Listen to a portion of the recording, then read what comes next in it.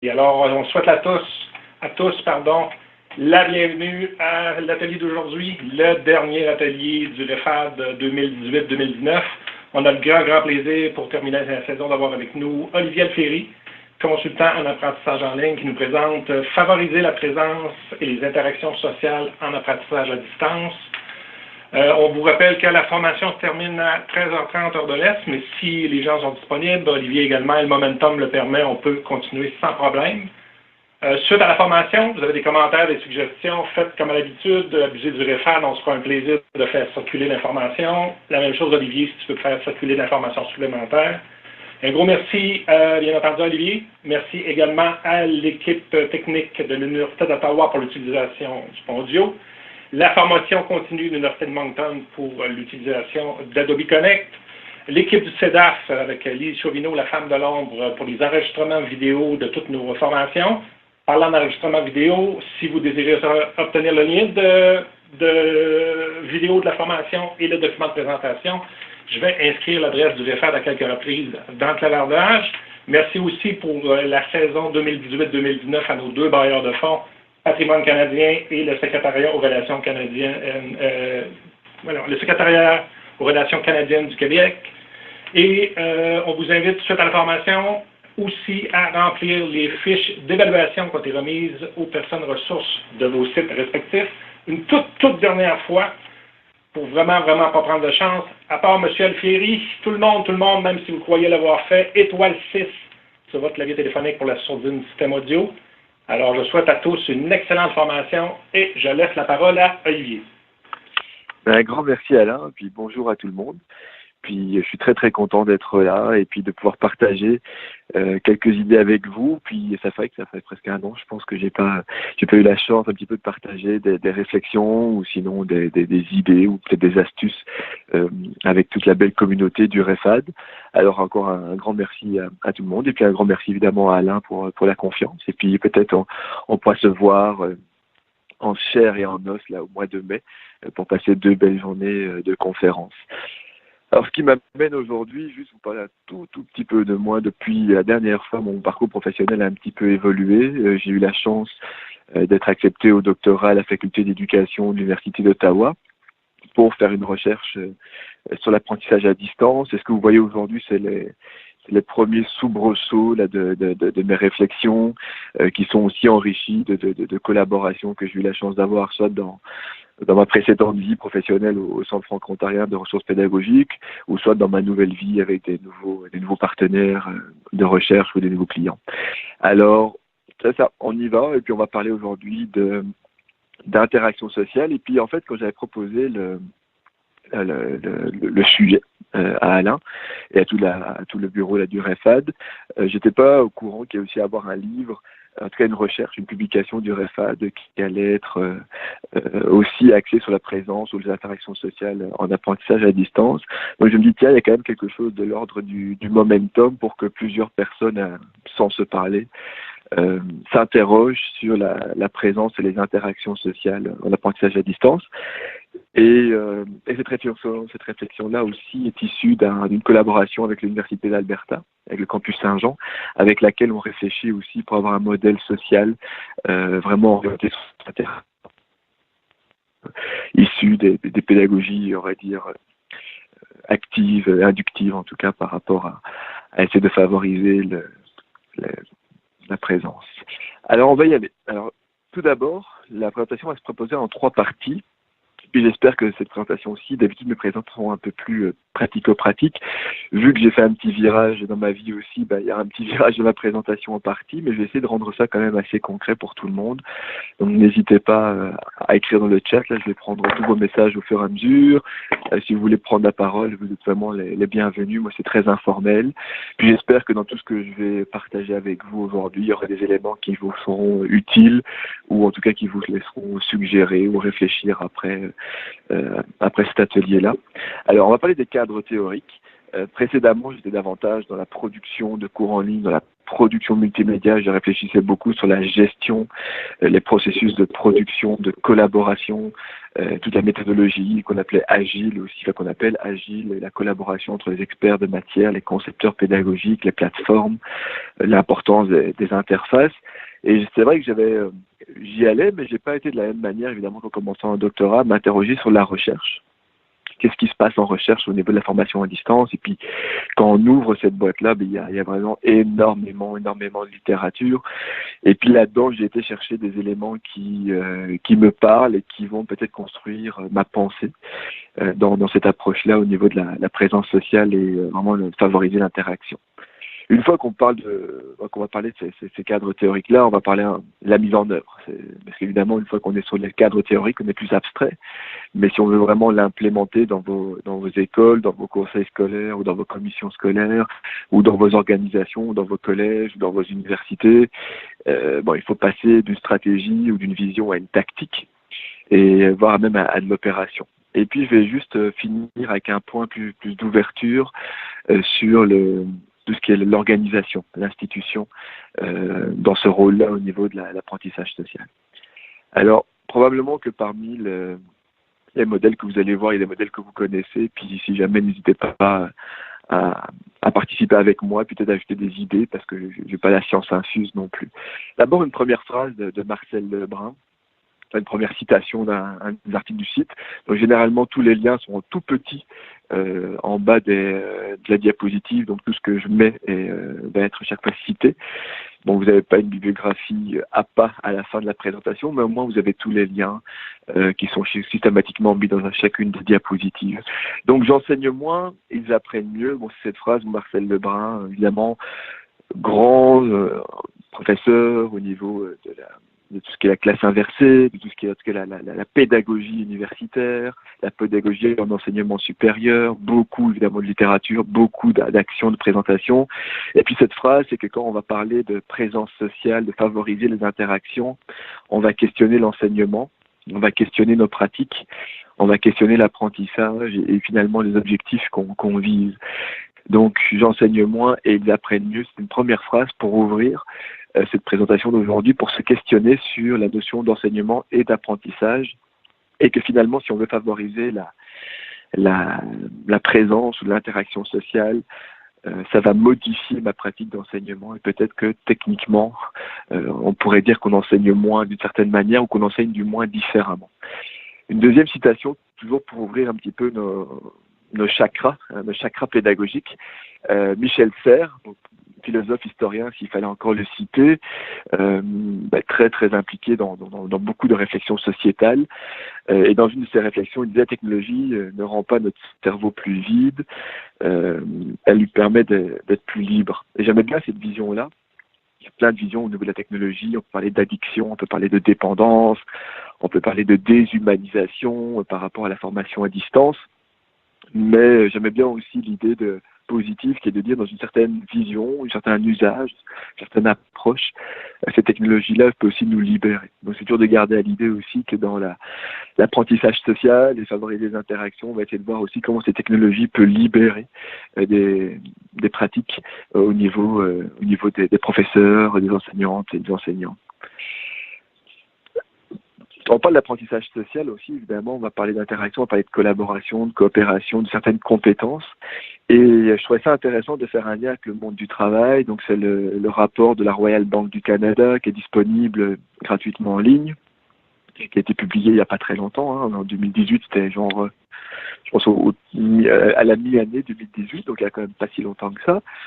Et qui prenait quand même 3 idées, il y a 4 idées là que je vous ai mis en couleur. Donc, la première, c'est qu'il y a des personnes qui sont dans des postes où ils sont trop diplômés par rapport aux postes pour lesquels ils occupent. Donc là, on est quand même sur le Canada, l'étude est sur le Canada. Puis je vous invite vraiment à lire l'étude pour aller chercher vraiment plus de données, puis c'est plus d'une 60aine de pages. Même si c'est écrit par une banque, il y a quand même des éléments intéressants derrière ça. Les jeunes au chômage, ils n'ont pas été formés pour des postes qui sont disponibles. Donc là, on a cette fameuse, puis on en parle souvent dans les médias, ce qu'on appelle l'inadéquation parfois entre les métiers disponibles et puis les profils de compétences qui sortent des universités. Est-ce que les universités doivent former pour les nouveaux métiers ou pour les compétences des nouveaux métiers, puis quelles sont ces compétences-là, puis comment est-ce qu'on essaye d'arrimer la formation, puis comment est-ce qu'en formation à distance, on peut favoriser cela. Ça va être un point aussi qu'on peut garder à l'esprit pour l'instant. Et puis alors, bon, on sait qu'il y a des emplois qui vont disparaître, puis des emplois qui vont arriver. Et puis comment est-ce qu'on se forme à ces nouvelles compétences-là, et puis comment est-ce que la formation à distance peut le faire, et aussi comment est-ce que l'apprentissage social et les interactions sociales nous permettraient de nous rapprocher des compétences qui seraient souhaitées ou des aptitudes qui seraient souhaitées ou souhaitables, dépendant de la vision, pour se mouvoir dans le monde du travail après la formation universitaire. Alors, au niveau du gouvernement du Canada, donc là, c'est de 2017. Donc, on parle que d'ici 2030, l'automatisation des tâches va remplacer l'automatisation de l'intelligence artificielle et puis de tout ce qui arrive avec les nouvelles technologies va remplacer un quart des tâches exécutées par les travailleurs canadiens. Donc, on a quand même cette mouvance-là qui vient soit du gouvernement, qui vient soit du monde du travail, en tout cas du monde des banques, on va dire, pour le Royal Bank Canada, qui nous informe en tant que praticiens, professeurs, enseignants, conseillers pédagogiques, gestionnaires, du monde dans l'éducation. Puis on le sait, je vous invente rien aujourd'hui, je trouve ça juste intéressant d'ouvrir avec ça pour arriver à l'apprentissage social. Que les métiers vont bouger, que tout bouge très vite et que fondamentalement, il faudrait essayer d'arriver dans notre formation à développer des compétences qui favoriseraient l'adéquation vers ce monde-là qui bouge très vite. Et je pense que l'apprentissage social et les interactions sociales permettraient en partie de répondre à ces défis qu'on a. Le CMEC, qui est donc l'ensemble au niveau de l'éducation du Canada, donc les ministres de l'éducation du Canada qui se regroupent au CMEC, donc on a toutes les provinces qui sont là. Ils parlent de compétences globales. Ils ne les mettent pas dans un contexte particulier au niveau d'une matière, mais ils parlent que de manière générale, il est nécessaire de développer ce qu'ils appellent les compétences globales, on peut appeler aussi parfois aptitudes, habiletés. Bon, ça dépendra comment les termes sont utilisés selon les contextes. Demeure qu'on a un autre joueur ici national qui partage cette idée-là en disant, voilà, la pensée critique, l'innovation, collaboration, communication, citoyenneté, innovation, sont des compétences qui vont être requises. Et puis pour peu qu'on ait une certaine veille pédagogique sur Internet, ce sont des choses qui vont ressortir assez fréquemment. Donc je pense que là, j'enfonce peut-être des portes ouvertes où je ne fais que répéter un bruit existant, mais quand même, c'est là, et puis c'est pas parce que c'est là qu'on arrive à modifier nos pratiques. Donc l'idée de cette conférence aujourd'hui, en tout cas de cet atelier, c'est de vous partager avec vous, puis de voir comment ça résonne chez vous, de l'idée que si on favorise l'apprentissage social, si on favorise les interactions, on va permettre à nos étudiants et à nos étudiantes et nos élèves de mieux se préparer aux défis actuels dans le monde du travail, aux défis actuels qui vont vivre même dans la société de manière générale.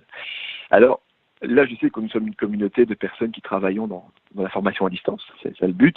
Alors, une première idée, puis probablement que aussi c'est connu, là, mais en faisant mes recherches, en débutant mes recherches, j'ai replongé un peu dans des éléments, puis je me dis c'est encore très actuel. C'est que fondamentalement, d'après Moore et puis d'après Bouchard, qu'il actualise le modèle de ce qu'on appelle la distance transactionnelle pour qu'il y ait un apprentissage se passe bien en formation à distance. Il faut essayer de diminuer ce qu'ils appellent la distance transactionnelle ou qu'on pourrait aussi appeler la distance pédagogique. Donc, c'était l'idée de dire c'est pas parce que je suis à distance que je suis loin de vous.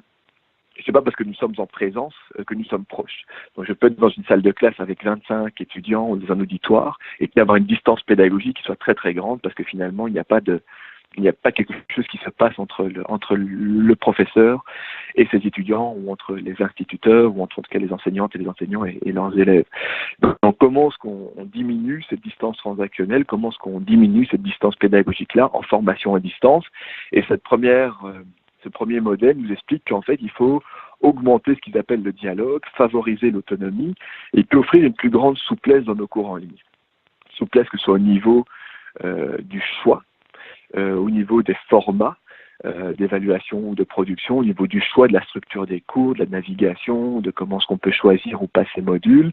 Le modèle étant le plus structuré et qui est avec une grande distance transactionnelle sera le modèle très ancien de la Poste, où dans l'origine des cours à distance au Canada, on recevait son cours par la Poste, la table des matières était très structurée, et finalement le seul dialogue qu'on avait, c'était la rétroaction puis les évaluations qu'on recevait par la poste. Puis il n'y avait aucun autre dialogue que ça. Donc c'était très structuré et il y avait très peu de dialogue.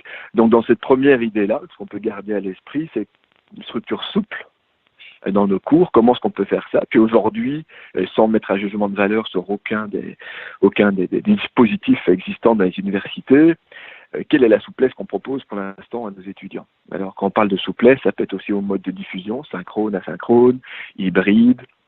Ça peut être aussi, et dans ce cas-ci, ça aborde davantage encore la souplesse au niveau de la structure du cours, au niveau de la table de matière, au niveau du choix des modules, au niveau de comment est-ce que je peux mettre une décision. Et ça rejoint un petit peu l'idée des sciences cognitives, qu'au départ, l'apprentissage se passe dans la tête des étudiantes et des étudiants, des décisions, des questionnements qui se posent, et de comment est-ce qu'on va favoriser à travers un questionnement ce questionnement pour avoir une motivation qui soit davantage qui parte d'eux, hein, pour le fameux motivation intrinsèque de Deci et Ryan,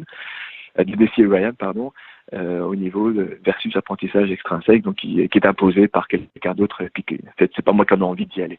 Donc on retient cette idée-là, et une autre idée, toujours dans cette idée-là, c'est excusez-moi, attendez, ici, c'est ça. C'est que ces nouveaux médias qui existent aujourd'hui, parce que là, bon, en l'an 2000, on est quand même en 2019 aujourd'hui, les nouveaux médias qui existent aujourd'hui, comme Adobe Connect, comme d'autres plateformes de vidéoconférence ou de classes virtuelles, les médias sociaux, tous les outils qui sont environnement, nous permettent de réduire cette distance transactionnelle et d'exercer vraiment, d'augmenter ce qu'on appelle le dialogue, mais au sens large. Ça peut être oral, ça peut être écrit, ça peut être dans plein de types d'interactions, et aussi de favoriser l'autonomie, et puis peut-être aussi de donner une certaine souplesse au niveau des cours. Alors, ça, c'est ce qui existe, on y a accès, mais il y a quand même un risque. C'est pas parce que ces nouveaux médias existent et qu'ils vont être exploités. Alors, ils sont peut-être pas exploités parce que pédagogiquement, on a des personnes, et puis c'est très correct aussi, qui ne s'inscrivent pas dans cette approche davantage peut-être socio-constructiviste au niveau de l'apprentissage. On peut aussi avoir des visions au niveau de la conception des cours, donc si on parle de vision didactique, mais disons que les valeurs qui portent l'enseignement, les valeurs qui portent l'institution, parce que ça peut être aussi au niveau de l'institution, fait que le modèle d'interaction ne peut pas être implémenté parce que ça va venir à l'opposition d'une valeur ou d'une croyance au niveau de l'apprentissage. Donc je trouvais ça intéressant de se positionner aussi à ce niveau-là, parce que souvent quand on parle de favoriser l'interaction sociale, on va parler des outils. Puis c'est certain que c'est important de favoriser les outils, de comment est-ce que ces outils nous permettent d'animer, de dynamiser un groupe pour éviter de faire, malheureusement, mais aujourd'hui on sait que c'est un peu le modèle aussi de parler, mais aussi de faire agir la communauté. Alors ça questionne aussi notre croyance puis nos visions par rapport à ça. Donc si on veut favoriser en tout cas la première idée, l'interaction sociale et la présence sociale, si ça rejoint nos valeurs, c'est ce que nous dit Bouchard et Moore, c'est qu'on doit mettre une souplesse et puis on doit essayer de favoriser l'autonomie tout en augmentant le dialogue. On a une autre professeure ici du Ottawa, Madame Grosjean, qui elle parle de transaction sociale. Et j'aimais bien l'idée, puis vous allez voir qu'on arrive à un deuxième point. Donc, si on veut de l'interaction, il faut comprendre c'est quoi le type d'interaction, la coélaboration, co-construction des savoirs, comment est-ce qu'on amène ça, puis il faut s'interroger là-dessus. Alors, dans une démarche, toujours, on est quand même dans un contexte totalement à distance, on doit essayer de voir comment est-ce que l'environnement nous permet, les outils, comment est-ce qu'ils nous permettent de favoriser ces collaborations-là et comment est-ce qu'on peut faire cette transaction sociale-là, c'est-à-dire de favoriser la relation entre les étudiantes et les étudiants eux-mêmes ou entre les étudiants et les enseignantes et les enseignants ou les professeurs. Du coup, cette transaction sociale-là, les outils technologiques qu'on a peuvent nous aider à favoriser ce qu'elle appelle la transaction sociale. Donc, c'est le relationnel, finalement, qui va générer l'apprentissage derrière ça. Alors que souvent, dans un modèle peut-être totalement asynchrone, en formation à distance, et vous allez me voir arriver vers des idées de modèle, on va peut-être diminuer le dialogue, diminuer la relation pour favoriser la souplesse au niveau de la diffusion, peut-être pas au niveau de la structure. Et peut-être qu'à ce moment-là, on ne favorisera pas assez le dialogue. Mais même en formation asynchrone, on pourrait augmenter le dialogue Après, il y a d'autres stratégies. Mais donc, l'idée, c'est de regarder comment est-ce qu'on génère cette collaboration-là, cette relation-là sociale dans nos modèles pour favoriser l'interaction. Et puis, quand j'ai vu ce modèle-là qui date de 2000, je me suis dit, oh mon Dieu, vraiment, ça existe depuis tellement longtemps, puis c'est pas pour autant que c'est mis en place. Donc là, ce sont des professeurs de l'université Athabasca qui ont créé ce modèle-là qui s'appelle le Community of Inquiry, et que toute l'idée d'un modèle où on favorise la présence sociale, la présence cognitive et la présence enseignante. Et probablement que c'est un modèle que vous avez pu, certains parmi vous, voir. Puis je me dis, OK, modèle de 2000, si on veut créer une expérience éducative, la présence sociale, donc là, il faut être capable, à travers les outils, de communiquer, de m'exprimer à travers tous ces outils-là, ma présence, mes idées. La présence cognitive, c'est au niveau de moi dans mon cerveau, et de me dire, OK, donc si on pense aux théories cognitives, c'est de dire le dialogue mental, je me pose des questions, je veux apprendre comment est-ce qu'on favorise la présence cognitive des étudiantes et des étudiants et des élèves dans leur apprentissage. On va parler des éléments déclencheurs, on va leur proposer des explorations, de la résolution de problèmes. Comment est-ce qu'on favorise en tout cas cet engagement-là qui est avant tout cognitif. Et après, la présence de l'enseignant, qui lui, justement, a ce rôle-là aussi au niveau de la conception du cours, évidemment, de la facilitation. Prensky nous parle du coach facilitateur, prestataire de contexte, concepteur pédagogique, garant de la qualité. Donc nos rôles évoluent, et puis ce modèle-là, je trouve intéressant parce qu'il vient vraiment présenter ces trois approches-là, et puis c'est dans l'intersection des trois dimensions qu'on arrive à créer une communauté d'apprentissage en ligne, et du coup qu'on arriverait à favoriser l'interaction sociale. De nouveau, on reste dans les modèles abstraits pour l'instant, mais d'ici quelques diapositives, on va glisser vers de la mise en œuvre. Donc on y est. Donc là, c'est ça, capacité cognitive, donc présence des participants à se projeter, à s'interroger, présence sociale, la mesure de capable de communiquer à travers les outils, et la présence de l'enseignant pour le côté facilitateur. Alors, arrive à ce moment-là une nouvelle théorie de l'apprentissage. Je pars d'abord d'un tableau d'Emmanuel Duplat, justement, et de Nadia Talat, qui nous parle du connectivisme, pour revenir quelques secondes sur cette théorie de l'apprentissage, qui demeure quand même depuis 2005, donc elle a déjà 14 ans. Puis aujourd'hui, dans les modèles de cours en ligne qui existent, comment est-ce que cette théorie d'apprentissage est-elle utilisée? Est-ce qu'elle est en partie, comment est-ce qu'elle inspire nos pratiques en formation à distance? Et puis là, c'était un article justement d'une analyse en Ontario qui analyse un modèle de formation en ligne avec le connectivisme, qui est le modèle du CAVELFO, donc du consortium d'apprentissage de langue française, consortium d'apprentissage en ligne de langue française en Ontario, qui était justement le partenaire dans mon ancienne vie lorsque je travaillais au Centre franco-ontarien pendant cette année, où on a mis en place un nouveau modèle de cours en ligne qu'on appelait les cours modulaires. Et puis l'article parle de ça. Et puis, donc, si on reprend juste la dernière colonne, nombre et diversité. Donc, si on regarde les deux axes, donc on a le connective, intersubjective, et puis après on a l'axe à gauche, processus d'apprentissage, facteur d'apprentissage, le rôle du professeur, et puis les critères d'évaluation. Alors, on va voir une évolution. Je trouve ça intéressant de voir l'évolution selon les théories. Donc, que ce soit les théories introspectives, les théories plutôt behavioristes ou cognitivistes, puis de voir un petit peu comment ça évolue. Et puis, ce qu'on peut ressortir du modèle connectiviste, c'est évidemment le réseau, l'importance du réseau, puis on va arriver au slide après, l'importance des connexions. Puis il y a plein de types de connexions qu'on va aborder. Le fait d'être guidé aussi à travers cette puisqu'on a vraiment un magma important avec les nouvelles technologies de connexion possible, que ce soit à travers les médias sociaux, que ce soit à travers les sites web, que ce soit à travers tous les outils qui existent. Donc on a besoin d'être accompagné parce que sinon on se perd dans cette infobésité numérique. On a besoin d'avoir la qualité des échanges. Comment est-ce qu'on évalue? C'est la qualité de ce qui va se passer des échanges sur le réseau. Et puis au niveau du processus d'apprentissage, on va essayer d'imiter un modèle, de reproduire, de construire des fragments numériques. Donc là, c'est bon. Il faudrait rentrer plus loin dans la théorie pour développer cette idée-là. Mais le connectivisme demeure en tout cas une théorie de l'apprentissage aujourd'hui qui est une des plus récentes, enfin une des premières, on va dire, à tenir compte des nouvelles technologies et qui intègre ça, après le constructivisme ou le socio-constructivisme, qui intègre ça dans la théorie. Et ce que je trouvais intéressant, c'était de se dire, en fait, finalement, le savoir, ce qu'il appelle la connaissance, devient extérieur, et tout se joue dans la relation, dans la connexion à travers l'apprentissage. Et donc, c'est vraiment la relation et la connexion qui est la base de l'apprentissage et pas la connaissance en elle-même qui est un moyen mais qui n'est pas une fin en soi. Donc, pour favoriser l'apprentissage social, il est certain que si on place le contenu au centre des apprentissages, dans la structure de nos cours, on est dans un modèle un peu plus transmissif où on modèle et puis après on essaye de faire de la pratique guidée, puis on veut essayer après d'évaluer à travers des questionnaires ou à travers de la production, on va peut-être diminuer le dialogue et puis diminuer la capacité de favoriser la présence et l'interaction sociale. Donc, si on veut essayer d'arriver à faire ça, si on est dans une posture où on se dit qu'il faut développer des compétences de coopération, de communication, de pensée critique, de résolution de problèmes, de créativité, quel est le modèle qui m'aide le plus et qui existe dans la recherche? Mais probablement qu'un des modèles, sans devenir dogmatique, qui peut appuyer ma démarche, serait le modèle connectiviste, qui permettrait, selon, si on prend le modèle de Moore ou de Bouchard, d'augmenter le dialogue, de diminuer la distance pédagogique que j'ai avec le groupe apprenant,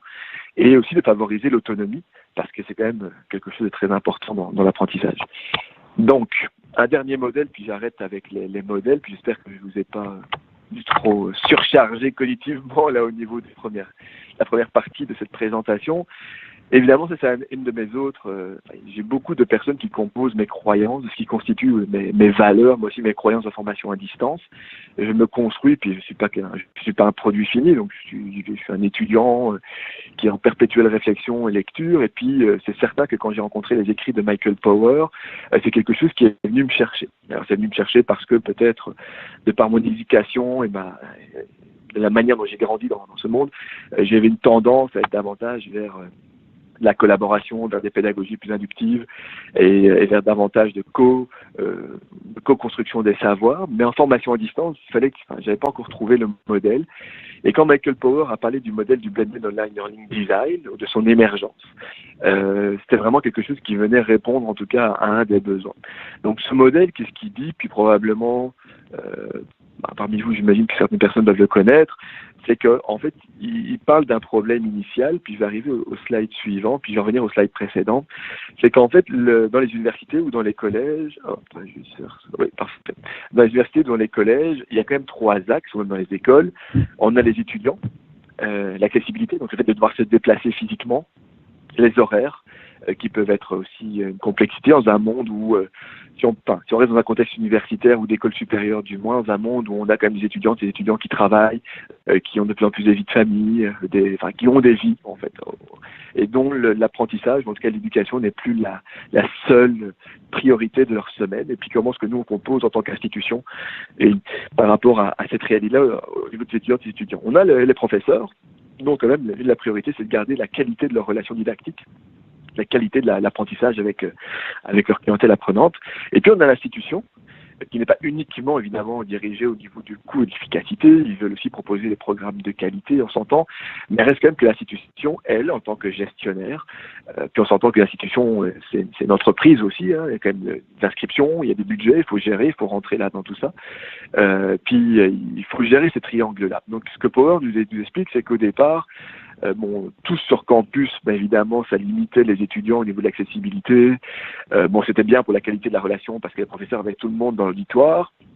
Et pour l'institution, c'était pas super parce qu'au niveau du coût efficacité, c'était difficile de grossir. Parce qu'il fallait plus de locaux, puis on veut massifier, puis on entend qu'il y a beaucoup de mouvements au niveau de la planète aussi. Donc comment est-ce qu'on fait pour augmenter la capacité de l'université sans augmenter, en tout cas toujours en tenant compte des problèmes de coût. Alors dans ce cas-là, ce qu'il proposait, c'est que dire, OK, en mode asynchrone, puis je vais revenir sur la slide précédente, en mode asynchrone, on peut augmenter le nombre, sauf qu'on diminue la qualité de la relation, puis au niveau de la souplesse, au niveau des étudiants, c'est parfait, parce que finalement, ils font les cours quand ils veulent. Mais on perd de la relation didactique. Au niveau du modèle social, si on veut développer des compétences en asynchrone, c'est faisable, mais disons que c'est peut-être pas le modèle qui favorise le plus la collaboration, la coopération et de développer des compétences qui seraient utiles dans le monde du travail, puisque finalement on doit vraiment trouver des stratégies alternatives pour diminuer la distance, puisqu'évidemment il n'y a pas de présence, et de trouver des astuces pour que les étudiants se sentent quand même appartenir à une communauté, puis qu'ils travaillent ensemble, ensemble et puis qu'ils arrivent à collaborer. Donc, sans critiquer le modèle asynchrone, disons qu'il peut avoir certaines limites et qu'on peut y mettre des stratégies pour essayer d'augmenter ce dialogue-là et de diminuer la distance, mais reste que c'est peut-être pas le modèle le plus favorisant. Donc, il vient avec ce modèle en disant, bon, on fait une partie asynchrone et on fait une partie synchrone. Donc, en faisant une partie synchrone, on garde quand même la capacité d'avoir une certaine souplesse. La partie asynchrone demeure et on fait de l'hybride en ligne. Donc, c'est un peu ça son idée. Reste qu'il y a un nombre d'étudiants qui est limité. Donc, il parle de 40 à 50 étudiants par cohorte. Donc, on ne peut pas monter à 75 ou à 100 ou à 150 étudiants par cohorte. Ça, c'est sûr que l'asynchrone le permettrait. Mais on garde la qualité de la relation didactique.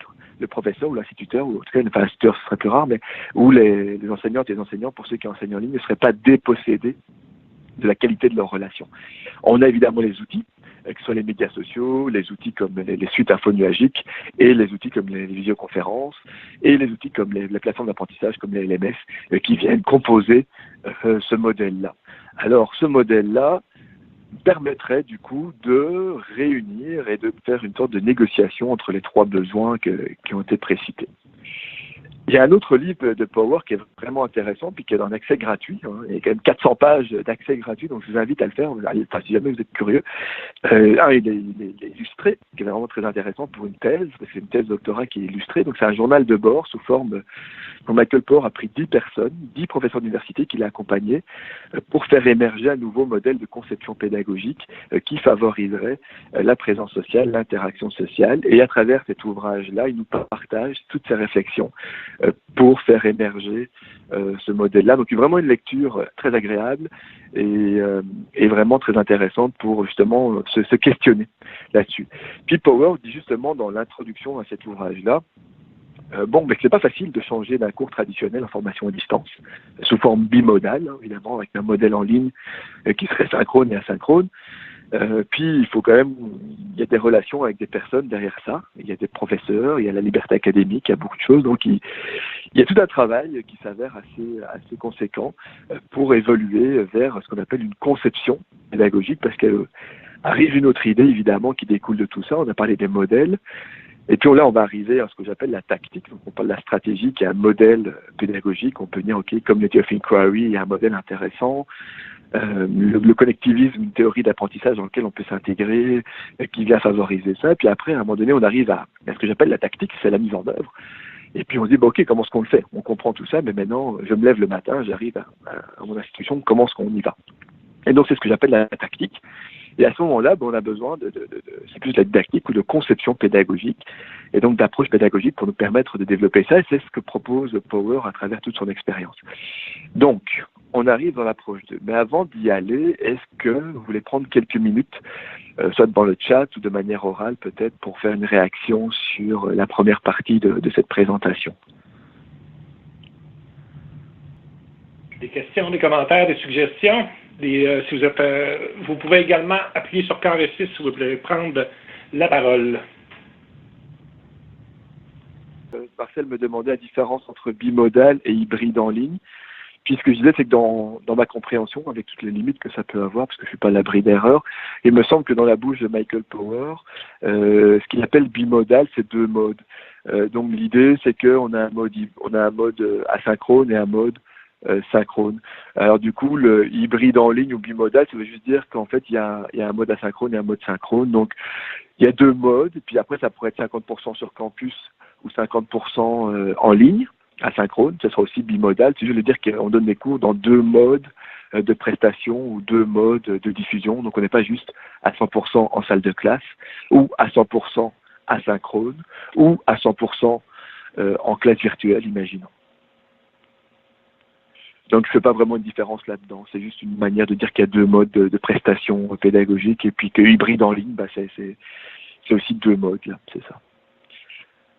Donc, les modes de diffusion peuvent-ils être simultanés ou non?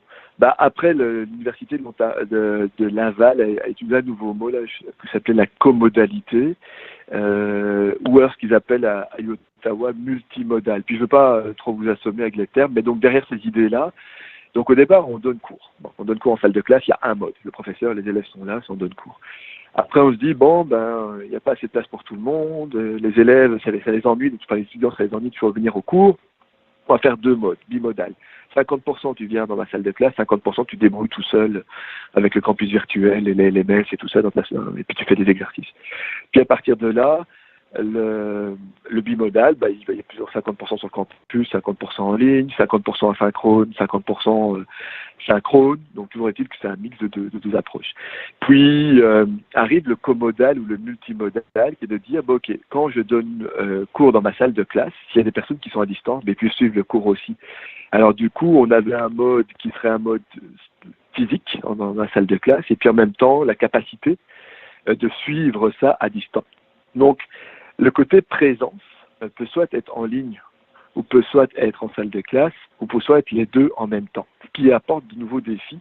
Parce que si vous êtes un enseignant, enseignante ou un professeur qui devait enseigner dans votre salle de classe, vous avez 4, 5, 6, 10 étudiants, puis vous avez 10 en ligne, comment allez-vous gérer la distance, en tout cas dans la présence finalement, puisque tout le monde est présent, mais de manière soit physique ou soit à distance. Et donc ça, c'est des modes qui commencent à arriver, qui existent. Je veux dire, moi je les vis en tant que doctorant. Je sais qu'à Laval, ils appellent ça la commodalité. Et donc l'idée finale, mais qui est très, à mon avis, qui est très noble, mais qui n'est pas évidente à mettre en place, c'est de se dire, on épouse toutes les situations. Vous avez un étudiant qui arrive, il s'inscrit dans votre collège, puis il vient à 100% en salle de classe. Puis après, il trouve un boulot, il est plus capable de venir, il doit payer des éléments, il doit vivre sa vie aussi, il doit payer des budgets, il commence à travailler, puis il vous dit, je ne peux plus venir à 100%, je vais suivre les cours à distance en partie. Et puis à un moment donné, il va le faire soit de manière synchrone, et puis il va vous dire, là je dois carrément travailler à 100%, il va le faire en asynchrone. Donc c'est vrai que pour le même cours, vos étudiants puissent choisir la modalité qu'ils souhaiteraient en cours de route. Alors ça, c'est un modèle qui serait la plus grande des souplesses, mais qui vient pour les professeurs apporter vraiment beaucoup de complexité. Alors, c'est des réflexions intéressantes qu'ils peuvent avoir là-dessus, mais qui sont occupées dont les universités, en tout cas comme celle de Laval, s'interrogent sur est-ce qu'on peut proposer aux étudiants en cours de route de changer la modalité. À ce moment-là, on arriverait vers une forme de comodalité. J'espère que ça répond aux questions. Alors, mise en œuvre, ok. On nous parle de présence sociale, on entend que le monde du travail nous dit, il y a des métiers qui risquent de disparaître, il y a des tâches qui vont automatiser, c'est un avantage important de développer des compétences et des aptitudes telles que la créativité, la collaboration, la coopération, la pensée critique, pour se mouvoir dans un monde qu'on ne connaît pas, mais au moins on aura les compétences. Puisque tout change très vite, il faut se former à ce changement qu'on peut pas anticiper.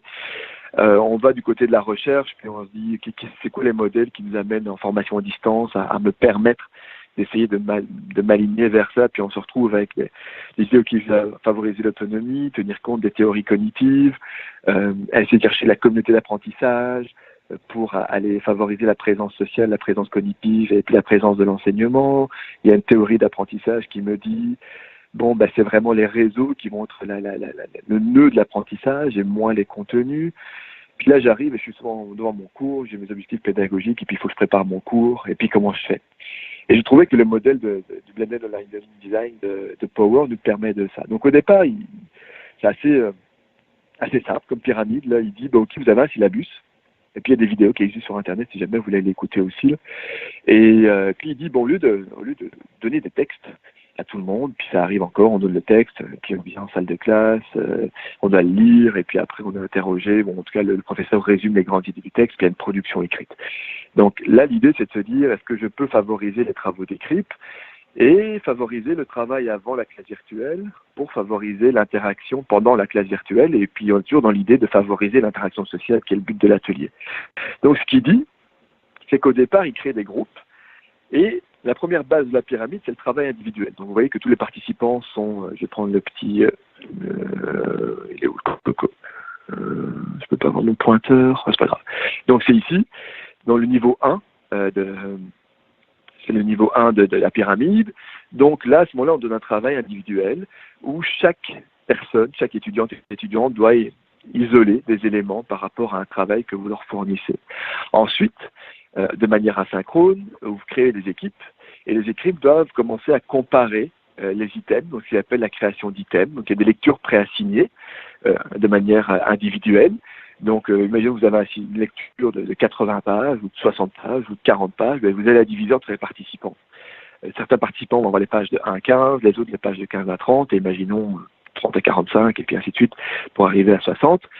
Et puis à ce moment-là, les mêmes personnes vont avoir les pages de 1 à 15, les mêmes personnes vont avoir des pages de... Puis là, vous avez un groupe de 40, et vous avez peut-être 10 groupes de 4, imaginons. Puis une fois que toute personne a fait sa lecture de ces 15 pages, au lieu de lire les 60 pages, vous allez leur demander d'avoir cette production d'items, qui est de la réflexion critique, des points d'opposition, des points de compréhension, qui vont devoir aller comparer de manière asynchrone en ligne, à travers, peu importe comment est-ce qu'ils font d'ailleurs, mais qui vont le faire de manière asynchrone. Et puis à partir de là, ils vont échanger en petits groupes, et ils vont devoir venir, pendant la classe virtuelle, présenter leur travail avec un porte-parole. Donc c'est pas les 4 personnes qui vont parler, c'est puis vous avez 10 groupes de 4 personnes, ça prend 15 minutes par groupe, imaginons. Donc là vous avez 150 minutes, donc vous êtes proche des 3 heures, quoi. Puis vous pouvez faire ça sur plusieurs classes virtuelles, évidemment. Donc l'idée c'est que ce travail-là, ils viennent, ils le présentent, ils présentent leur travail. Vous avez déjà reçu une première production qui est le travail individuel, il y a une deuxième production qui est le travail de réflexion en groupe, et puis il y a une troisième production qui est la présentation orale à travers la classe virtuelle. À ce moment-là, évidemment, comme il y a un porte-parole dans chaque groupe de 4, on demande aussi dans chaque groupe de 4 d'avoir une personne qui va être la personne, on va appeler ça critique, avec une grille, une évaluation critériée qui serait déjà bâtie en avant, commune, que tout le monde aurait comprise et lue, évidemment, pour revenir un petit peu avec l'alignement cognitif de Biggs, c'est-à-dire qu'on donne les grilles critériées avant, les objectifs pédagogiques, ce qu'on appelle les outcomes learning, et on va y arriver après, pour permettre de savoir exactement ce qu'on attend de moi. Et donc, à ce moment-là, la troisième, une fois qu'ils présentent ça, il y a les groupes critiques qui sont composés d'une des personnes de chacun des 4 groupes, va élaborer ça. Et puis après, il y a l'apport du professeur. Donc, je trouvais rien de révolutionnaire, mais il y a quand même on est en tactique, il y a quand même certaines procédures qui vient du modèle BOLD, qui est issu de son analyse et de son accompagnement de 10 professeurs d'université, pour dire, voilà un modèle qui peut favoriser l'interaction sociale et maximiser le temps synchrone, le temps présentiel à distance, pour de l'interaction, de l'évaluation par des pairs, de la présentation, et finalement, le professeur ne parle que très peu, puisqu'il donne simplement une rétroaction institutionnelle d'experts en troisième temps. Donc là, on a un modèle qui peut être appliqué. Il est là, puis on peut le questionner, mais donc il y a déjà un premier modèle qui est intéressant. Il y a un deuxième modèle qui peut nous aider, toujours, là on arrive dans une idée pratique, c'est la classe inversée, puis on entend que Power, quelque part dans son modèle, anticipait déjà cette idée-là. Donc on va questionner ce qu'on appelle la présence et la distance. Donc au départ, on apprend en synchrone, donc on enseigne, en synchrone, et puis après on apprend, c'est-à-dire là on parle des devoirs et des choses comme ça en asynchrone. Donc, qu'est-ce qu'il dit Lebrun? Il dit dans la classe inversée, il la systématise, la typologise, et puis il dit qu'il y a 3 niveaux de classe inversée. Le premier niveau, qui est plus traditionnel, qui est pas mauvais, mais qui paraît un petit peu stéréotypé, c'est-à-dire, on va d'abord lire à la maison, et puis on va en parler en salle de classe. Donc, il inverse la distance au niveau de l'apprentissage, il pousse l'enseignement vers la distance, et il ramène ce qu'il appelle l'apprentissage en présence. Donc, c'est un petit peu ce que le modèle de Power nous propose. Et puis après, il nous montre des modèles enrichis de ça. Et puis je vais vous montrer le modèle 3, qui est en fait ici. C'est un modèle qui est basé sur Kolb, donc l'apprentissage expérientiel de Kolb. C'est-à-dire que ce que nous dit Lebrun, il dit, ok, d'abord on va instruire le dossier. Donc on envoie nos étudiants à distance. On leur donne pas de texte. Parce que là, Power, il nous dit, on leur donne des textes. On divise les textes, ils les font individuellement, et puis après ils les font en groupe, puis ils arrivent en salle de classe virtuelle. Et là, il présente, il y a des groupes d'évaluation par les pairs, et puis après, moi, j'arrive seulement à la fin en tant qu'expert d'institution pour leur donner ma propre rétroaction. Donc, on peut mixer les modèles, c'est ça que je trouve intéressant, une sorte de patchwork. Et puis, Lebrun nous dit, d'abord, avant de donner des textes à des gens, parce que là, c'est pas toujours très motivant, demandons-leur de faire de la recherche. Donc là, on travaille une thématique dans un cours, un objectif, mais on leur donne pas de texte. On leur dit, faites une recherche d'analyse, de synthèse, créativité, et amenez-moi à distance, donc d'abord à distance étant distance asynchrone, imaginons dans le modèle ici, puis après présence synchrone, donc à distance je vais faire de la recherche, je vais explorer. Et puis je vais revenir avec des analyses sur ce que j'ai trouvé, ce qui se dit sur la thématique, et puis j'arrive en présence et puis on partage ça à travers à travers des travaux de groupe, et ainsi de suite. Je repars à distance, puis à ce moment-là, je reçois des apports théoriques des professeurs qui viennent compléter la première recherche. Et à ce moment-là, de nouveau, on peut réintégrer le modèle de Power. Et puis à ce moment-là, je reviens en salle de classe, et puis là, je consolide. Et donc, dans le modèle de Lebrun, ces 4 temps permettent de contextualiser, décontextualiser, et puis finalement cristalliser l'apprentissage, finalement. Et donc, ça, c'est le modèle le plus complet de ce que Marcel Lebrun appelle la classe inversée. Donc, il y a un nouvel ouvrage qui est sorti, je n'ai pas de promotion à faire pour Marcel Lebrun, là, mais si jamais je vous le montre, je ne sais pas si vous voyez ma caméra, les classes inversées, enseigner, apprendre à l'endroit.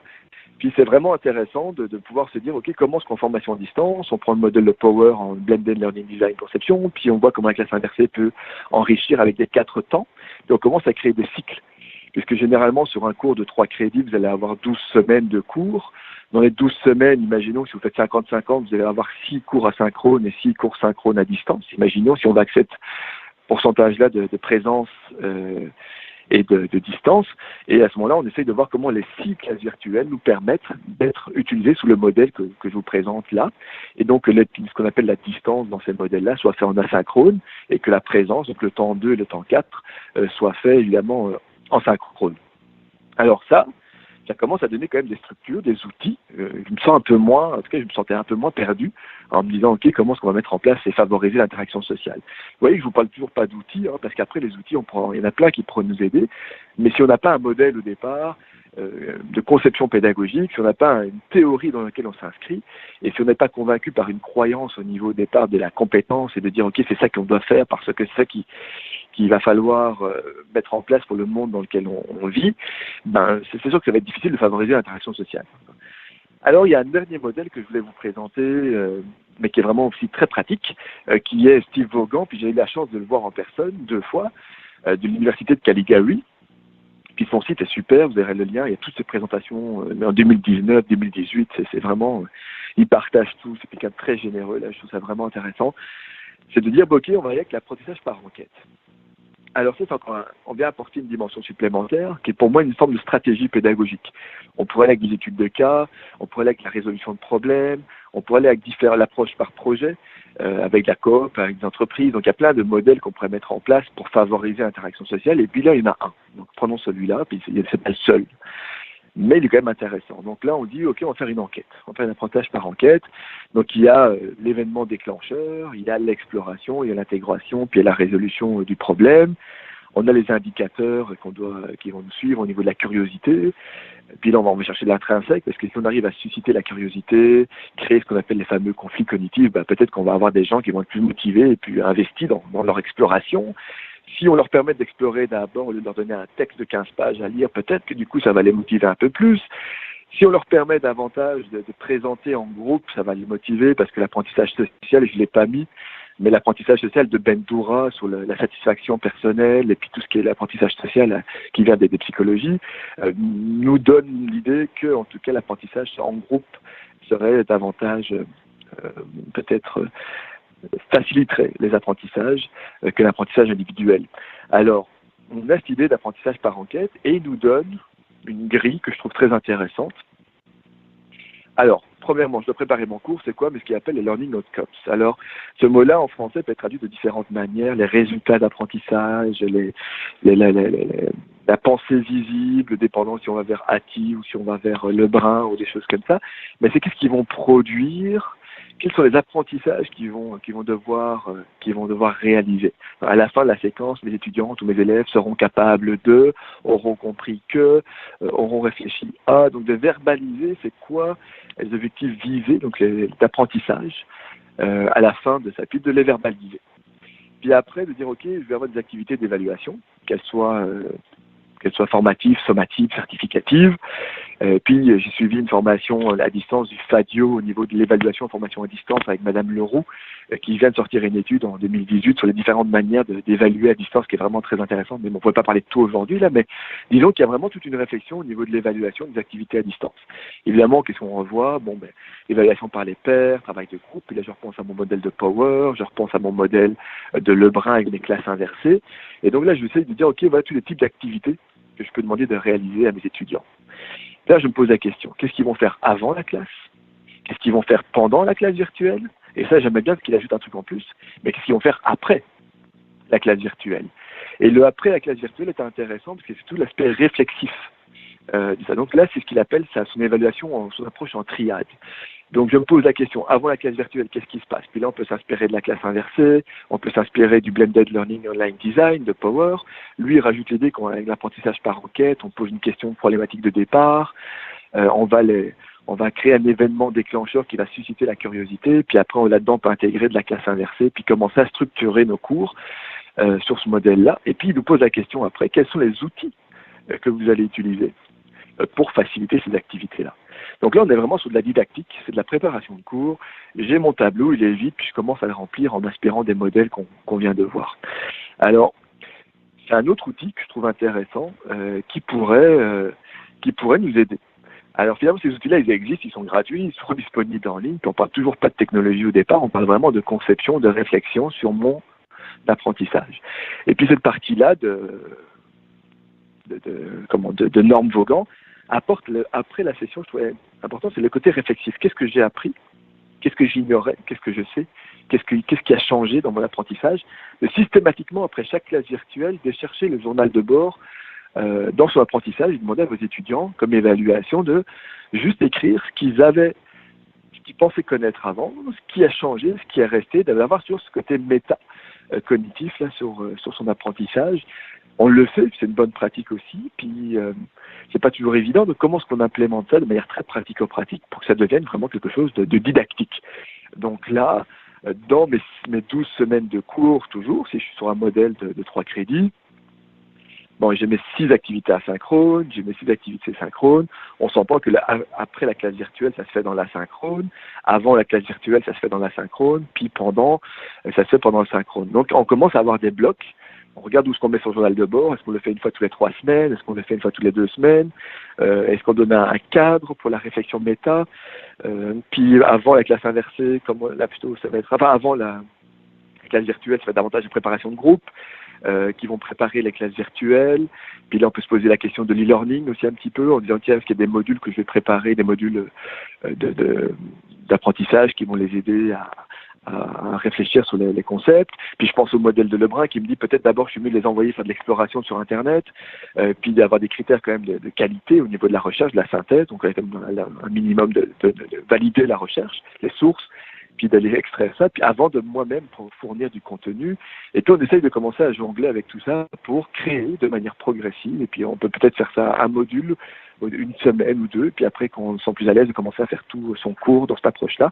C'est pas quelque chose, comme dirait Lebrun, qu'on doit faire du tout au tout. C'est un continuum sur lequel vous pouvez vous inscrire, puis commencer avec juste peut-être une thématique, peut-être à 2 semaines de votre programme, et puis quand vous vous sentez à l'aise avec ça, peut-être l'augmenter, peut commencer avec une classe virtuelle et de dire celle-là ça va être un projet pilote. Donc l'idée c'est pas de se lancer comme ça du jour au lendemain non plus dedans, mais en tout cas c'est de se dire qu'il y a des modèles qui existent si on veut le faire et puis qui sont quand même de manière assez pratique. Donc ça c'est pour le deuxième point que je trouvais qui était davantage au niveau mise en œuvre et pratique. Est-ce que par rapport à ça, est-ce qu'il y a des rétroactions que vous souhaiteriez amener?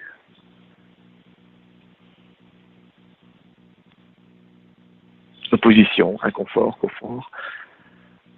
Des questions, des commentaires, des suggestions? Vous pouvez utiliser le clavardage, bien entendu, ou prendre la parole en faisant carré 6 sur votre clavier téléphonique. Tout va bien pour tout le monde, écoute, fort actif, fort intéressant. C'était beau. Je vais continuer. Donc, aussi, je ne suis pas dogmatique du tout. Hein. Il y a d'autres approches, il y a d'autres visions de l'apprentissage, il y a d'autres manières, d'autres écrits aussi au niveau de l'apprentissage. Donc, c'est sûr que ce que je dis aujourd'hui, il y a un parti pris, il y a assumé d'ailleurs, il y a une vision par rapport à ce que pourrait être la formation à distance. Et puis, bon, il y en a d'autres. Il y en a d'autres aussi. Le dernier point. Imaginons, on est là, on se dit, OK, je vais développer des compétences, le monde du travail, collaboration. Je pense que oui, finalement, une approche plus connectiviste, cognitive inquiry au niveau des modèles. Puis je sais que je peux faire de la classe inversée, j'ai le blended learning design, j'ai l'approche par enquête. Tout ça, ça me permet de construire mes activités de cours, de définir les outils, le avant, le pendant, le après les classes virtuelles. OK, j'y vais. j'ai décidé, puis j'y vais de manière progressive. Puis là, qu'est-ce que je me rends compte? C'est que dans mon établissement, il n'y a pas de classe virtuelle. Tout est asynchrone. Ou il n'y a pas de plateforme. Ou il n'y a pas d'accompagnement. Donc l'idée, c'est que pour être capable de développer un modèle social, on peut parfois le faire à son échelle, en tant que professeur, enseignant, concepteur. Mais c'est sûr que si on veut le déployer d'une certaine manière, ça prend aussi l'organisation, ça prend quelque chose en lien avec l'institution. C'est un petit peu le dernier point que j'ai envie d'aborder parce que c'est un point qui est parfois sous-estimé. Enfin, sous-estimé, que peut-être on aborde un peu moins, ou alors c'est juste moi qui ai cette impression-là. Tout d'abord, il y a le côté de l'accompagnement. On ne sait pas ce qu'on ne sait pas. Hein. Je veux dire, à partir d'un moment donné, il n'y a pas de formule magique qui nous transforme en animateurs, professeurs de cours asynchrone, synchrone en ligne, et qui nous permet de faire de l'apprentissage par enquête. C'est tout un processus pour arriver là. C'est quand même des évolutions dans notre pratique professionnelle au niveau de l'usage des technologies, mais aussi au niveau de l'usage de la pédagogie. Alors, comment est-ce que j'intègre ça dans mes pratiques pédagogiques? Puis il y a évidemment énormément de littérature au niveau de la pratique pédagogique en formation à distance, on va voir le rôle du tuteur, la place du tuteur est questionnée, est-ce qu'elle est encore là, pas là, le rôle du professeur, comment est-ce qu'on crée et qu'on favorise l'accompagnement, la formation professionnelle, la formation continue des professeurs ou des instituteurs, enfin des enseignantes et des enseignants. Alors, toutes ces questions-là, elles sont là. Puis il y a un ouvrage de 2017, ou 2018, pardon, d'Aurélien Fievé, qui était à l'Université de Montréal, qui organisait à l'époque, jusqu'en 2017 du moins, je pense, le salon de l'éducation, anciennement salon de l'iPad, avec Thierry Carcenti, qui est belge aussi en partie, là, mais bon, ça n'a rien à voir avec le propos, et qui a écrit sa thèse de doctorat, et puis qu'il l'a mis dans un ouvrage qui est vendu, Alain Levien, un grand merci, et qui, je trouve, est un ouvrage qui vaut la peine d'être acheté. Puis de nouveau, j'ai aucun royalties là-dessus. Je le trouve vraiment très, très intéressant. Et il nous propose 16 modèles d'intégration des technologies. Puis je me disais, est-ce que finalement donner cours en ligne, est-ce que c'est pas l'intégration la plus complète des technologies? Parce que là, on parle d'intégration, on va dire, en salle de classe, et puis après, quand on donne totalement cours en ligne, c'est comme tout passe à travers la technologie. Donc, je me suis inspiré de deux modèles, en tout cas d'une première idée, puis de deux modèles que je vais vous présenter. Le premier modèle, évidemment, on repart avec le fameux triangle. Hein. Bon, je pense que beaucoup de gens le connaissent, le triangle de gauche, au niveau de l'apprentissage. C'est-à-dire qu'au-dessus, on a le contenu, et à gauche, on a l'enseignant. Puis c'est la relation entre l'enseignant et son contenu, c'est ce qu'on appelle l'enseignement. Donc il prépare son cours, il y a des curriculums, des objectifs, bon. Et ça, c'est la relation entre le formateur, l'enseignant et son savoir. On a, évidemment, l'apprenant qui est à la droite, puis là, on a la relation entre l'enseignant et l'apprenant, c'est-à-dire, bon, là, on a la pédagogie, c'est la manière dont je crée l'accompagnement en salle de classe ou en ligne, et puis après, évidemment, j'ai la relation entre l'apprenant et son contenu, là, c'est tout le côté cognitif, comment est-ce que lui, qu'est-ce qu'il veut faire avec ça, comment est-ce qu'il se l'approprie, comment est-ce que ça fait écho. Et une des idées à adapter là, de l'intégration des nouvelles technologies dans notre pratique, c'est de dire qu'en fait, ce triangle, il y a une nouvelle dimension qui apparaît, et qui est la dimension de la technologie. Elle transforme totalement la relation pédagogique. Donc, c'est pas juste un nouveau mode de diffusion, qui est plus ou moins un postulat qui s'appelle le néo-comportementalisme, qui dit, finalement, j'enseigne par la poste, j'enseigne en ligne, ou j'enseigne en salle de classe. Finalement, c'est juste une modalité supplémentaire qui ne va pas spécialement modifier la relation, l'apprentissage, parce que c'est un nouveau mode, un mode supplémentaire. Puis, il y a un postulat qui est comme ça, puis il y a une posture épistémologique aussi de personnes qui s'inscrivent là-dedans, puis c'est correct. Et puis, il y a une autre posture, qu'on va dire qui est plus socio-constructiviste dans l'intégration des technologies, qui dit, si je décide d'intégrer la technologie, oui, je pourrais mettre le lien pour le livre de Marcel Lebrun après, c'est que ça transforme totalement la relation d'apprentissage. Donc, je ne peux pas enseigner de la même manière, parce qu'intrinsèquement, si j'apporte un outil technologique dans mon apprentissage, ça va modifier mon apprentissage, ça va questionner mes croyances, et ça va m'amener à enseigner différemment. En tout cas, ça devrait. C'est comme ça c'est la vision qu'apporte cet ouvrage-là. Et donc, vous voyez que là, il y a une troisième dimension. Donc, on a le savoir qui est dans une nouvelle dimension, puis il y a l'idée du cyberprof. Alors, le triangle n'est pas toujours évident à saisir, parce qu'avec le maître-élève, le cyberprof, savoir, mais l'idée qu'on retient en tout cas de ça, c'est que la technologie, dans cette idée-là, transforme la relation d'apprentissage. Et en ligne, évidemment, c'est totalement technologique. Alors, il y a deux modèles que je vous ai sortis. Il y a le modèle de Pouelbert et de Boulanger. Et je le trouvais très intéressant parce que c'est sûr que c'est un modèle théorique, mais je le trouve très concret. C'est-à-dire que si je décide de passer en modèle social, avec ce que je dis, classe inversée, tout ça, finalement, ça change d'un état stable vers un état qui va être instable parce que je vais changer ma manière de travailler. Donc, ce modèle-là, qu'est-ce qui nous marque? C'est que tout changement passe par un processus et que ce processus-là, il existe. Donc, si on le sait, si on en a conscience, on sait que ça va être comme ça. Donc, il y a d'abord un état stable où, finalement, je donne mon cours traditionnellement. J'ai envie de changer pour plein de motivations qui m'appartiennent, intrinsèques ou extrinsèques si c'est l'établissement qui me le demande. On dit, voilà, maintenant, dorénavant, on parle d'un apprentissage social, c'est la volonté du campus. Ou, moi, en tant que professeur, je pense que j'ai envie de changer d'approche pédagogique, je veux aller vers quelque chose d'un peu plus interactif, où il y a une présence sociale, augmenter le dialogue, à ce moment-là, je m'inscris là-dedans. Indépendamment de la motivation, il y a quand même d'abord un état stable qui est bousculé, et c'est ce qu'il appelle la décristallisation, c'est-à-dire qu'à un moment donné, il y a quelque chose qui se passe. Et votre état stable, votre stabilité, elle est rompue, puis ça devient instable par définition. Donc personne n'aime vivre l'instabilité, puis il y a un conférencier là en Ontario qui s'appelle Marius Bourgeois qui dit qu'il faut être confortable dans sa zone d'inconfort. Donc, là, moi, je vais pas revenir avec Vygotsky puis la zone proximale de développement, mais l'idée, c'est que, il y a un inconfort ça passe par un inconfort. Et si on veut changer de modèle, on va être inconfortable. Puis c'est à nous de trouver la zone de confort dans notre inconfort, puis d'y aller, par aspect itératif. Donc, l'idée, sur la troisième étape, c'est que on voit des possibilités d'user, on va dire, oui, je préfère ça. Ça, je préfère ça, puis ça me permettrait de faire ça. Donc, on commence à voir certains avantages.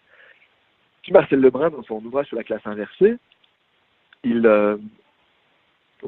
parle d'une fois que c'est une approche qui s'appelle le TAM. C'est-à-dire qu'il faut avoir l'utilité et la pertinence de la technologie pour être motivé à la changer.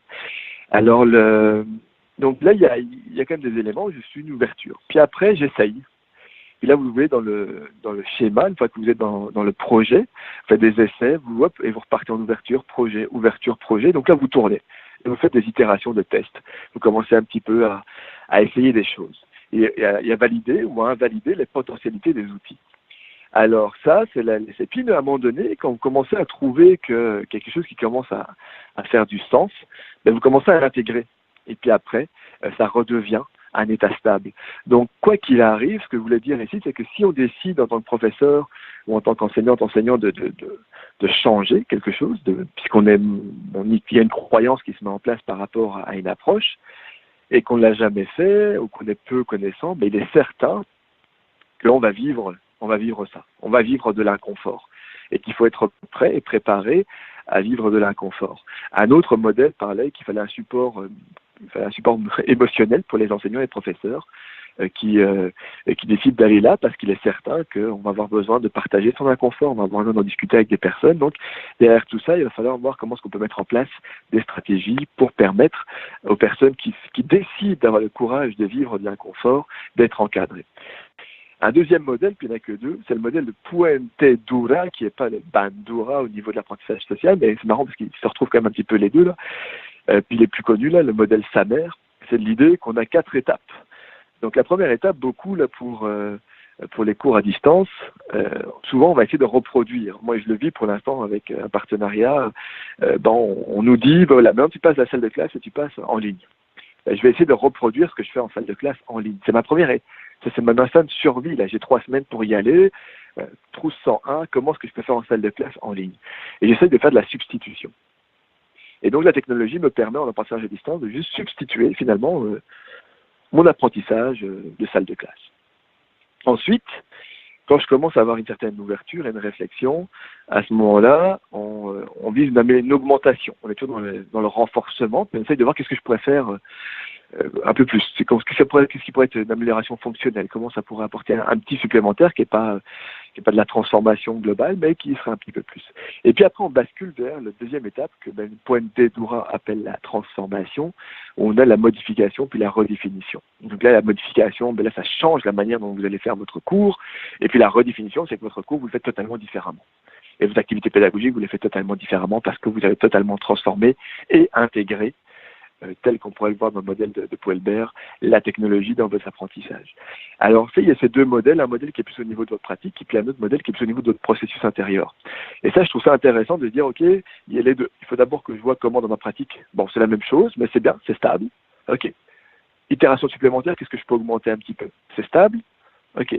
Et puis, je continue. Jusqu'au moment où j'arrive à redéfinir totalement. Donc ce modèle-là de Puente Dura, il est modélisé par beaucoup de travaux. Si vous allez sur Google Scholar ou n'importe où, là vous allez voir, il y a des centaines de travaux là-dessus, beaucoup de recherches encore, et puis c'est quelque chose qui est encore assez simple à comprendre, donc il n'est pas trop complexe comme modèle, puisque ça me permet d'avoir une réflexion sur ma pratique professionnelle en tant qu'enseignant. Ok, donc ça c'est toujours pour le côté mise en place. Et puis on arrive sur Tony Bates, qui est mon... Je connaissais Tony Bates de nom, pas personnellement. On en parlait un tout petit peu en début d'atelier avec Alain. Et puis, mais je méconnaissais vraiment le nombre de publications, d'analyses qui a été faites, et puis en formation à distance. Puis j'étais tellement... je me dis, bon, j'aurais dû commencer plus tôt, mais enfin bon, il n'est jamais trop tard pour commencer. Puis il y a vraiment des réflexions très très intéressantes au niveau aussi institutionnel.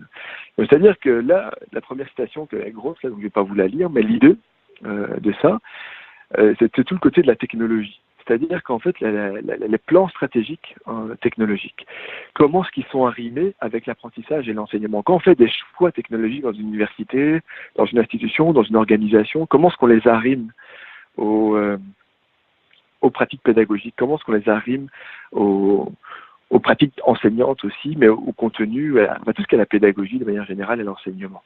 Et puis, ce qu'il dit à travers ça, c'est que quand le plan stratégique technologique, parce que chaque organisation a plus ou moins une vision stratégique, un budget technologique, comment est-ce qu'il est décidé, comment est-ce qu'il est choisi, comment est-ce qu'il est phasé, comment est-ce qu'il est implémenté en tenant compte des pratiques qu'on veut implémenter.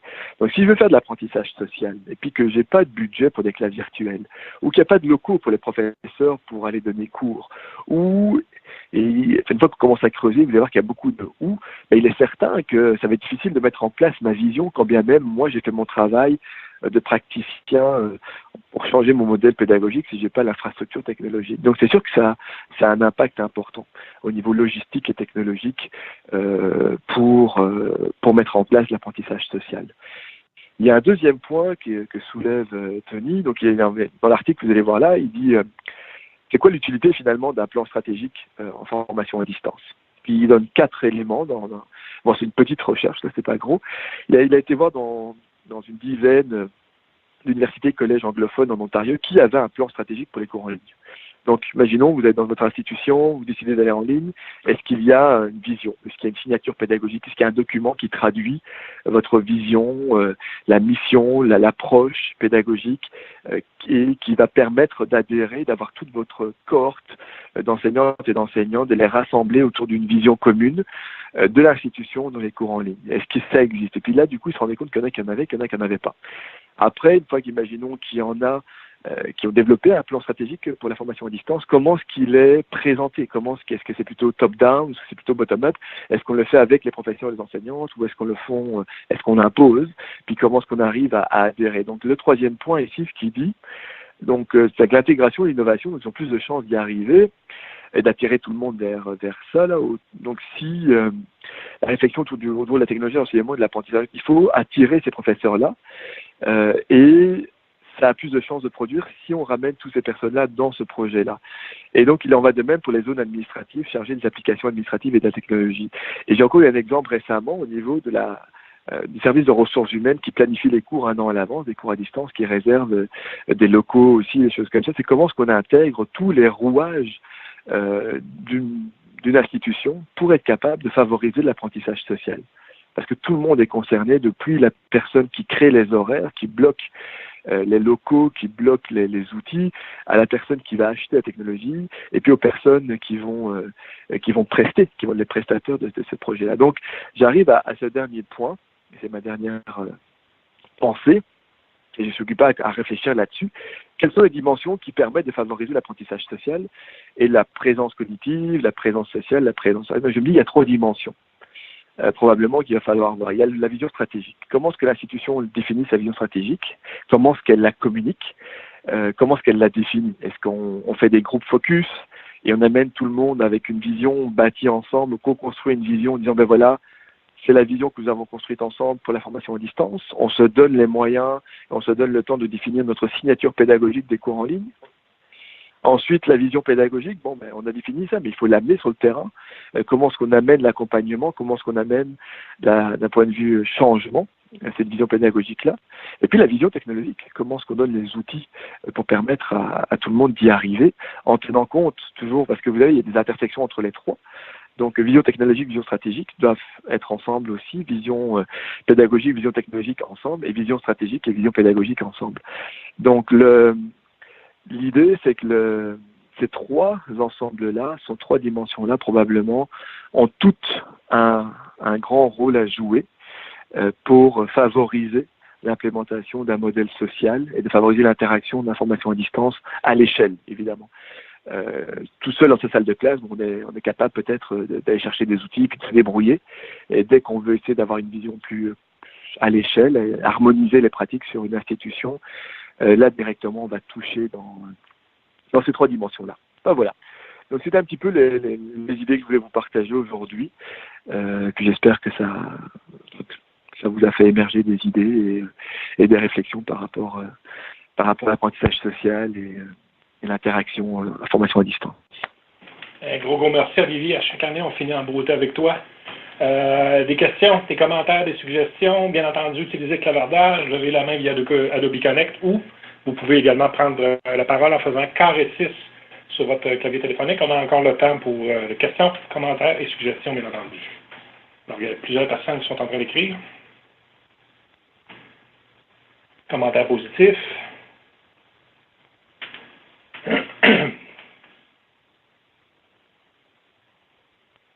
Que du bon, que du beau. Merci beaucoup pour l'atelier. Très riche, très apprécié, très intéressant. C'était clair, net et précis, en tout cas, Olivier, ça c'est sûr et certain.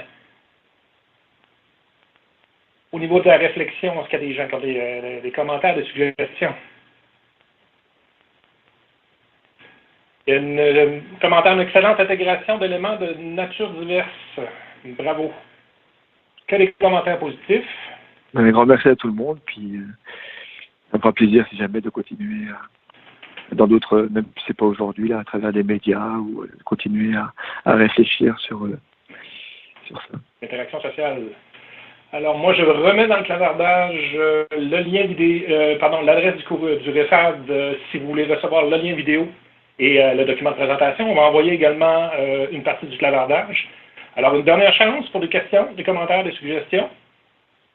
Carré 6 si vous voulez prendre la parole ou utiliser le clavardage, le chat, ou vous levez la main également via Adobe Connect. Puis, entre-temps, Alain, si jamais, juste une idée qui est totalement en dehors de ça, parce que je voulais pas, parce que je trouvais ça déjà c'est assez chargé quand même, je voulais pas surcharger, c'est peut-être déjà trop tard, mais il y a une autre dimension qui m'intéresse beaucoup dans la formation, dans l'idée de l'apprentissage aussi social, c'est l'importance des interfaces. Ça reste un cheval de bataille pour moi, ce qu'on appelle le design émotionnel, mais ça sortait totalement de... Enfin, j'aurais pu essayer de le mettre, mais bon, je trouvais que ça allait trop. C'est-à-dire qu'aujourd'hui, en formation à distance, souvent les interfaces sont assez, comment je dirais ça, sobres, on va dire ça. Et aussi, l'ergonomie cognitive ou l'ergonomie multimédia est pas toujours... favorise pas toujours non plus l'interaction sociale.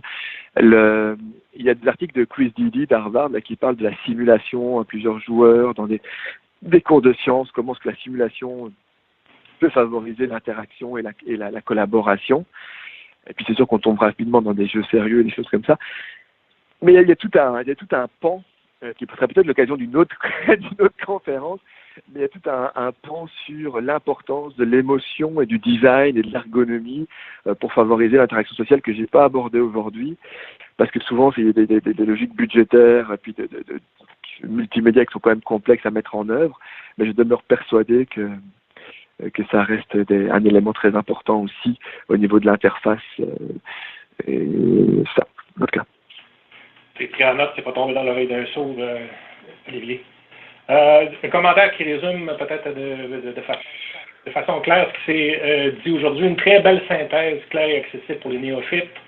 Il y a également une piste qui a été donnée par Mme André Baudin-Lecourt dans le clavardage. L'axe, le rationnel Biémard 2012, accompagner un agir professionnel. Il y a également Marcel Parr qui a levé la main pour vous prendre la parole. Vas-y, Marcel, carré part.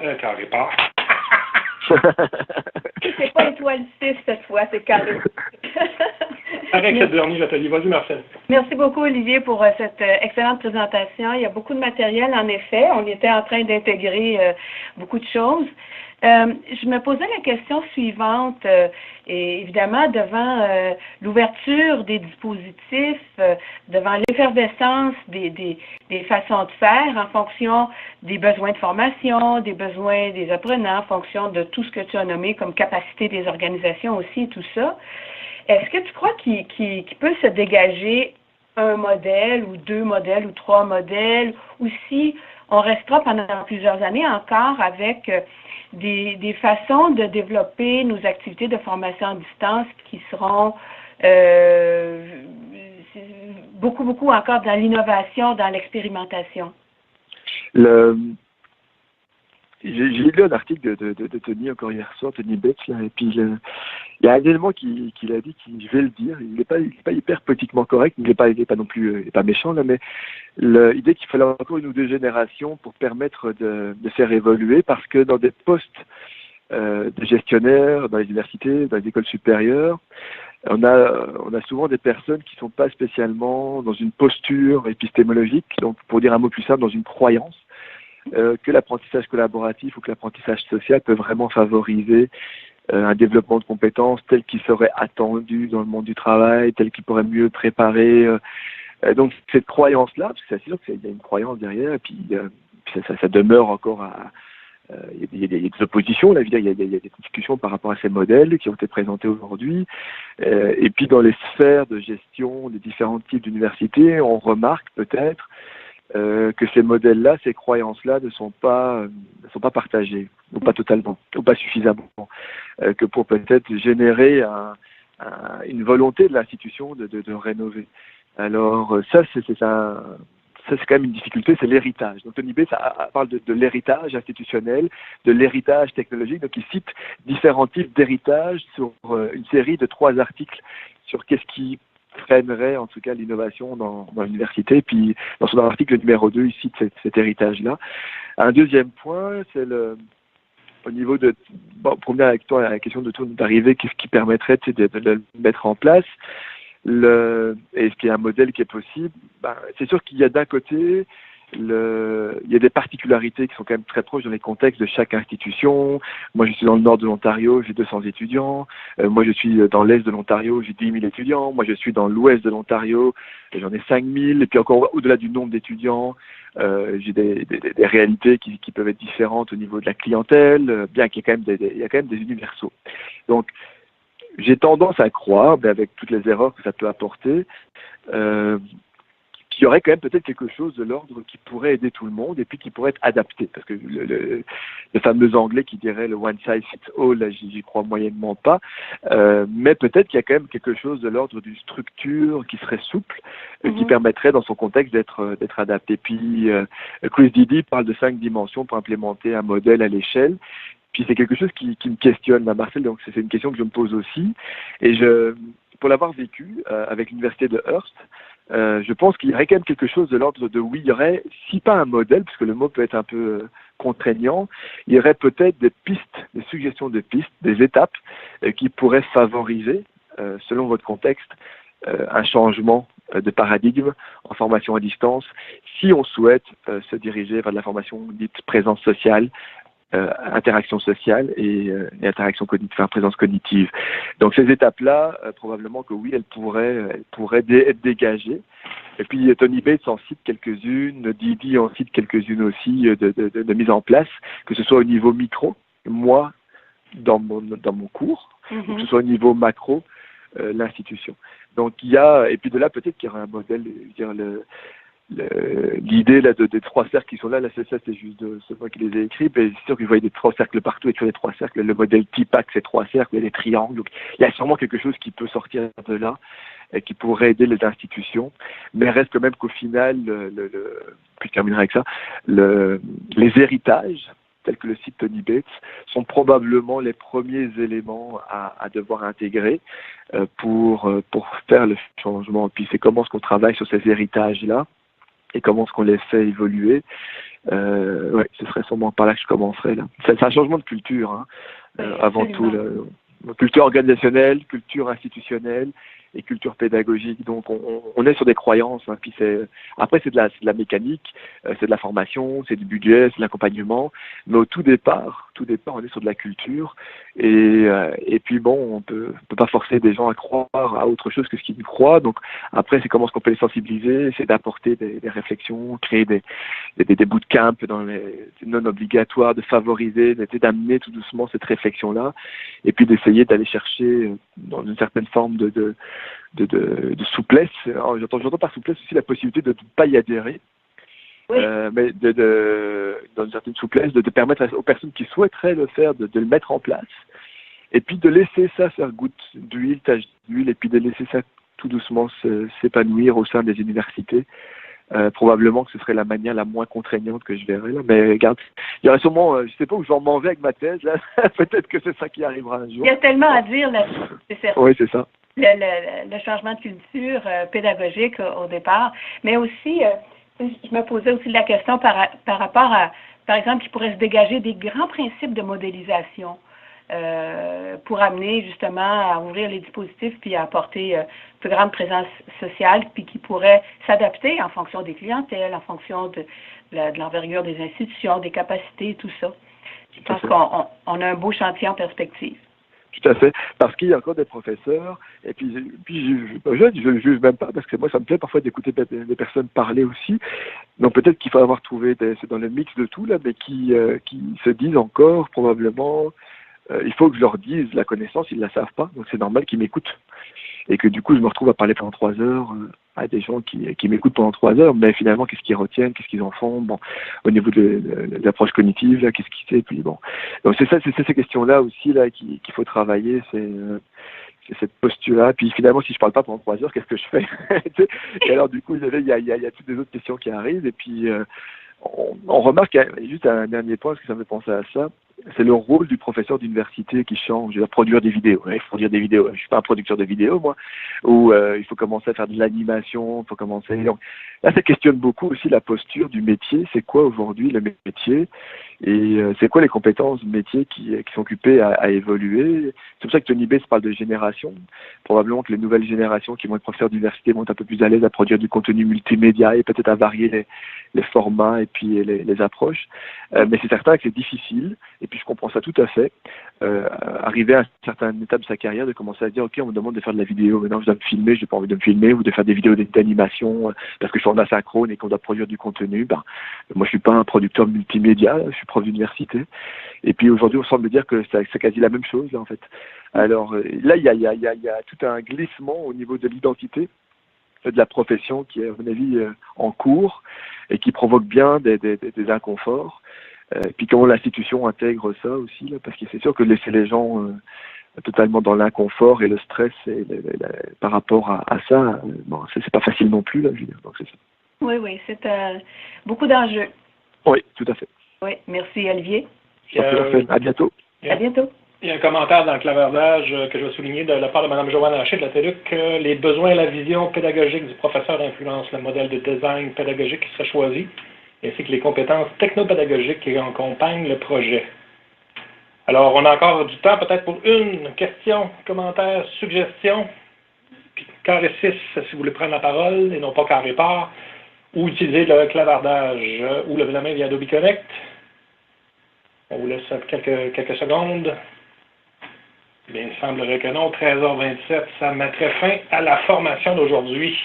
Un énorme merci, Olivier, pour, encore une fois, une belle finale pour notre saison 2018-2019. Je remets pour la 194e fois, le courrier électronique du REFAB pour obtenir le document de présentation, le lien vidéo suite à la formation. Alors, on vous invite aussi à remplir les fiches d'évaluation qui ont été remises aux personnes ressources de vos sites respectifs. Et je laisse le mot de la fin à Olivier. Ah ben moi, il me reste à vous souhaiter à tous et à toutes de belles aventures et puis d'avoir le plaisir de vous croiser virtuellement ou physiquement ici et là. Et puis probablement, si jamais l'année prochaine on a la chance de continuer à avoir d'autres moments comme ça de partage, j'essaierai de prôner ce que je dis et de voir peut-être, je vais avec des guillemets là, puis on verra bien si ça se fait, mais de voir avec Alain si jamais on a la chance de revisiter peut-être aussi le format lui-même, parce que je suis toujours très conscient que, en même temps, c'est ça, on partage, mais ce serait intéressant aussi de pouvoir partager encore davantage avec vous qui êtes en ligne. Donc ça va être vraiment des idées, de voir un petit peu comment est-ce qu'on peut faire évoluer aussi les formats de l'atelier. Mais c'est ça. En tout cas, tout grand merci. Moi, un grand merci à Alain, un grand merci au REFAD. Et un grand merci à tout le monde. Et c'est toujours un plaisir pour moi de pouvoir avoir la chance de partager mes idées puis de voir comment ça réagit. Puis je vous tiendrai informé parmi les réseaux sociaux là, de mon évolution de ma recherche pour ceux que ça intéresse. Là. Encore merci à tout le monde. Merci encore Olivier. Bien apprécié. Bonne fin d'après-midi. Bye bye tout le monde. Un plaisir.